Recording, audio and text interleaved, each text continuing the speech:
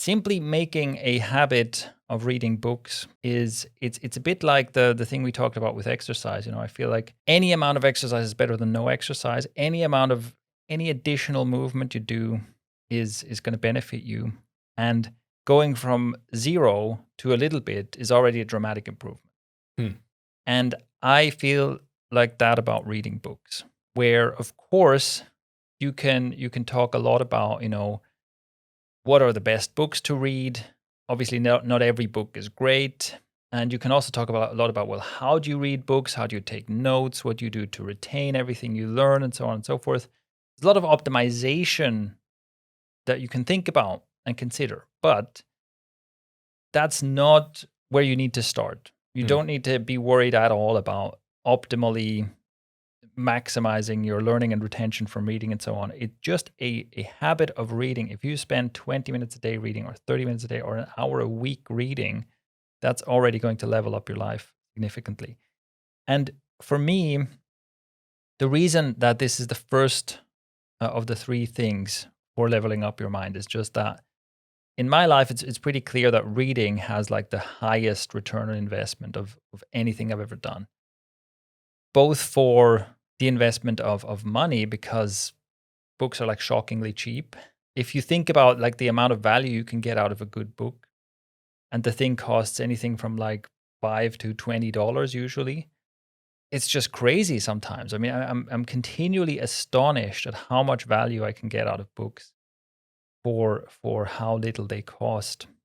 But also in terms of my time investment, I rarely read a book where I feel like that wasn't worth my time. But I also have to say, if a book is rubbish, I don't necessarily read all of it. Mm-hmm. But very, very often, I'm just so thankful for having encountered this book and having encountered these ideas, and I'm just continually astonished at how much value is in books.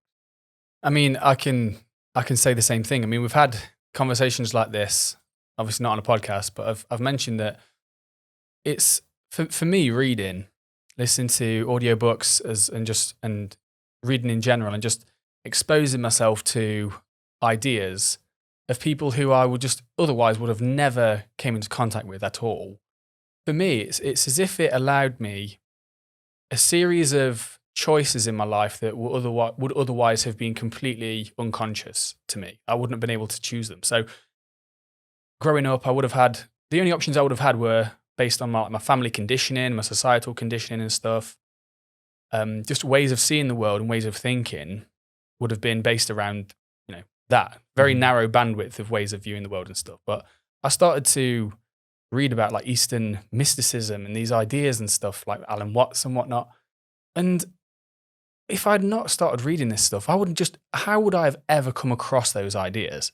And those ideas they opened up doorways for me to view the world in different ways and stuff. It's just, I can honestly say that I just wouldn't have been the same. And for the sake of a $5 book every now and then, it's just like, it really is super high leverage. Yeah. And so we are, in this context, we're talking about nonfiction books. But I also want to mention that even reading fiction upgrades your mind in a significant way. And because even reading fiction, I mean, basically, one of the reasons that I think people are so captivated by storytelling is because that is one of the original forms of learning and teaching that we have. And so generally, stories do contain some kind of ideas or teachings. That's kind of the purpose of a story, or that's part of the purpose of a story anyway. And even reading fiction, even reading stories of fictional characters and so on, helps develop empathy. So any reading, again, it's like we can talk about optimization, but any reading is better than no reading. But yeah, nonfiction, I mainly read nonfiction, and it's just one of those things, like you say, where you can have someone who spends their entire life, they spend decades studying some topic, and they travel to all corners of the earth to learn more about something, and they pour all of that into a book, and I can get so much of that person's life work in the span of like 8 hours or something. It's just such a crazy knowledge transfer. And also, I often think about how reading and writing are just the most amazing technologies, right? We can just we can just do this weird communication across time and space by putting some squiggles on pages. That's crazy. So yeah, reading, as you can tell, I'm a huge fan. Also, one of the values of reading, and it's specifically reading books that I recommend, because books are still largely outside of the information bubbles that most of us live in now. So this is, I bet people listening to this are familiar with this concept, at least in passing. But like on the internet, because of personalization, everybody lives in a bubble.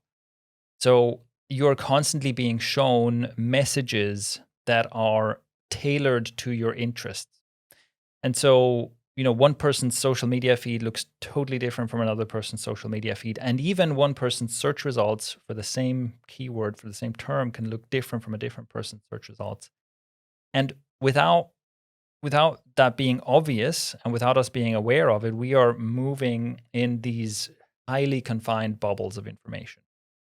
And this is obviously one of the huge problems, that it's basically a global problem, right? Because you can't have a shared basis of agreement or even reality. We're basically losing a shared base of reality because everybody's pushed so far into these information bubbles.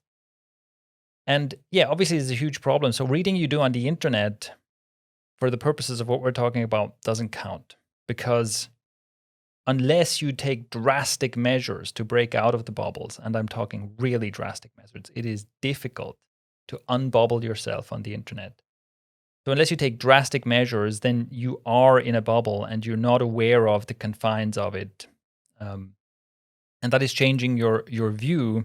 And information inside a bubble, and information that is being algorithmically presented to you to increase your engagement, is not useful information. It is, even if it is good information, like collectively, this is a problem. And books are largely outside of these bubbles, which is to say, of course, you can read books that all confirm your worldview. You can read a lot of books and keep a narrow worldview. And it's easy to imagine, that if you take any strong ideology, I don't know, if you're an evangelical Christian, you can read books on different topics, but make sure that all of them are written by highly pious evangelical Christian authors, and you can kind of be in that safe, confined space where you'll definitely never encounter something that like rattles you a bit. Of course, that's possible, but it's just, even if you go out of your way to read only books within a tightly kind of defined space, you will still have a greater diversity of information and experience than just browsing the internet as as a normal human being. So and most people don't make that kind of effort. So it is, yeah, even with almost no effort made, you will automatically be exposed to a range of ideas that isn't confined to the bubbles that we're usually in, and isn't algorithmically like groomed in the way that most information that we encounter on screens is. So that is one of the huge values of books, along with also it is long form content. And that's another thing, right? We're always being fed short form content. We're being fed snippets of things to get emotional responses at a faster rate. And books are outside of that. A book is not feeding you a dopamine hit every 2 sentences. And that is something that's really good for also untangling your brain from that type of interaction with information.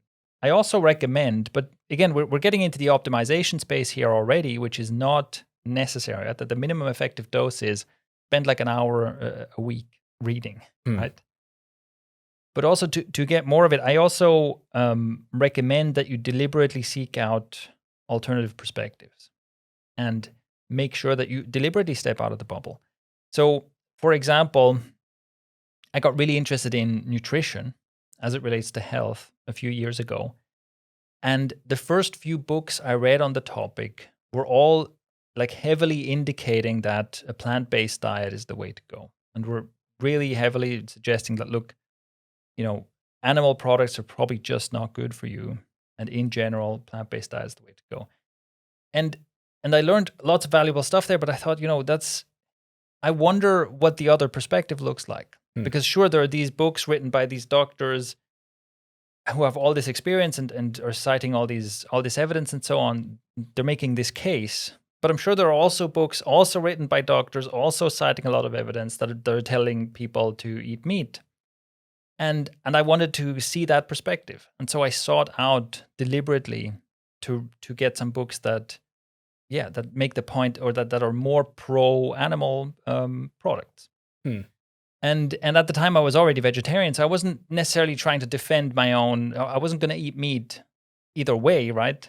But still, I didn't want to just confirm stuff that I'm already more comfortable with than most people. Because obviously a lot of people, or if you're used to eating animal products, someone tells you, "Oh, this is unhealthy, you shouldn't do it," then that'd be very uncomfortable. Or for me, it was like, okay, that's fine. That suits how I live.